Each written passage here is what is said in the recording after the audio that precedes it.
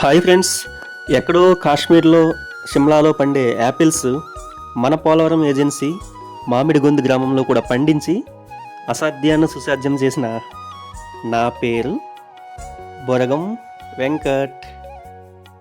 ఈ video last వరకు చూడండి, చాలా మంచి ఇంట్రెస్టింగ్ విషయాలు చెప్తాను. మా ఊరి పైన మమకారంతో ఈ యాపిల్స్కి ఎంజీ యాపిల్ అని పేరు పెట్టా. ఎందుకంటే ఎం అంటే మామిడి, జీ అంటే గొంది, సో ఎంజీ యాపిల్స్. ఇక మ్యాటర్లోకి వెళ్తే, ఈ యాపిల్ ప్లాంట్స్ నేను హిమాచల్ ప్రదేశ్ నుంచి ఫ్లైట్లో ఒక 70 మొక్కలు తెప్పించి 18 నెలల క్రితం వేసాను అనమాట.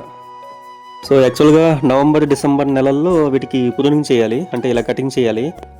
కానీ ఆ టైంలో నేను జాబ్ వల్ల ఎక్కడో ఉండడం వల్ల కొంచెం లేట్గా, అంటే ఫిబ్రవరి నెలలో ప్రూనింగ్ చేశాను.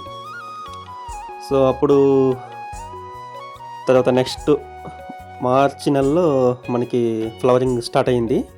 సో ఈ విధంగా చిన్న బడ్డింగ్, సో ప్రతి బంచ్ కూడా 5 ఫ్లవర్స్తో స్టార్ట్ అవుతుంది. సో దీని తర్వాత నెక్స్ట్ స్టేజ్ చాలా బ్యూటిఫుల్గా ఓపెన్ అయిందనమాట ఫ్లవర్. సో ఈ విధంగా లైట్ పింకిష్ కలర్లో చాలా బ్యూటిఫుల్గా మంచిగా ఫ్లవర్ చాలా మంచిగా వచ్చింది. ఈ ఫ్లవర్ చూసినా కూడా నా ఆనందానికి అసలు హద్దులు లేవు అనమాట. నెక్స్ట్ ఏప్రిల్లో మనకి ఫ్రూటింగ్ స్టార్ట్ అయిందనమాట. సో చిన్నగా యాక్చువల్గా కొన్ని ఫ్రూట్స్ సెట్ అయినాయి, కానీ సో లేత మొక్కలు అలాగే లేట్గా నేను ప్రూనింగ్ చేయడం వల్ల అండ్ ఈ సమ్మర్ హీట్కి కూడా చాలా ఫ్లవర్ డ్రాప్ అయిపోయి చాలా తక్కువ ఫ్రూట్స్ వచ్చాయి. సో అవి కూడా చాలా స్టార్టింగ్ స్టేజ్లో కొన్ని పక్షులు కూడా తినేసాయి అన్నమాట. సో లక్కీలీ ఇది ప్రజెంట్ ఉన్న స్టేజ్లో ఇలాగున్నాయి. అండ్ మే నెలలో హార్వెస్ట్ చేసుకోవచ్చు ఈ ఫ్రూట్స్.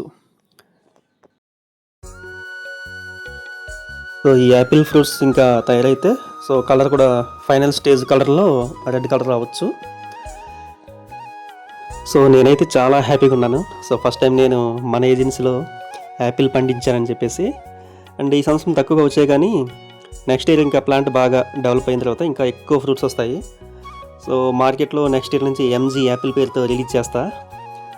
సో ఇది ఫ్రెండ్స్, నా వీడియో కనుక నచ్చితే like and subscribe. Thank you, bye bye.